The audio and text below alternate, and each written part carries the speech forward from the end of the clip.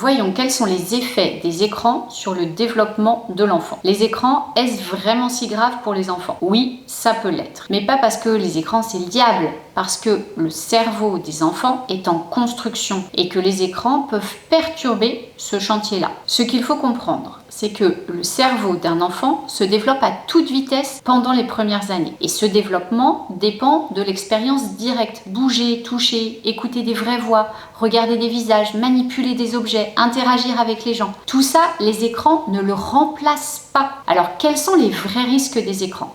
D'abord, un retard de langage. Quand un enfant est trop exposé aux écrans, il entend moins de mots, interagit moins avec les adultes et donc utilise moins sa propre voix. Résultat, le langage se développe moins bien. La deuxième chose, ce sont des difficultés attentionnelles. Les écrans, ça bouge, ça clignote, ça envoie du son tout le temps. Le cerveau, il s'habitue à être stimulé en permanence et du coup a du mal à se poser, à s'ennuyer, à se concentrer sur une seule chose. C'est l'autoroute vers les troubles de l'attention. La troisième chose, ça peut être des troubles du sommeil. La lumière bleue, elle perturbe la mélatonine qui est l'hormone du sommeil, surtout le soir. Et un enfant surexcité par une vidéo aura beaucoup plus de mal à s'endormir. La quatrième chose, c'est moins d'exploration, moins d'imagination.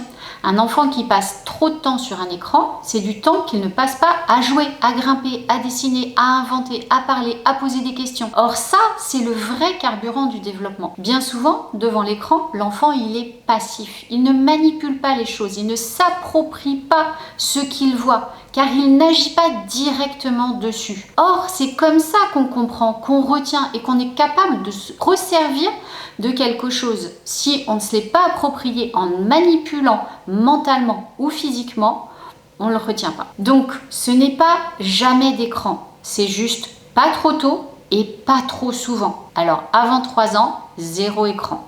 Sauf des appels vidéo avec les membres de la famille. De 3 à 6 ans, c'est maximum 1 heure par jour et en plus en co-visionnage, c'est-à-dire en regardant quelque chose mais avec le parent, pas lui tout seul. Après 6 ans, on commence à introduire des écrans mais avec des règles claires et des temps limités et toujours en complément d'autres activités. Le but, c'est pas de diaboliser les écrans, c'est de préserver le développement du cerveau qui est en plein développement. Il a donc besoin qu'on lui apporte des choses à manipuler, à s'approprier, à comprendre, à explorer concrètement. Donc, en résumé, les écrans ne rendent pas bêtes, mais trop d'écrans trop tôt peut ralentir. Or, le cerveau, il a besoin de vraies expériences pour bien se construire. Et ça, aucune application ne pourra le faire à sa place.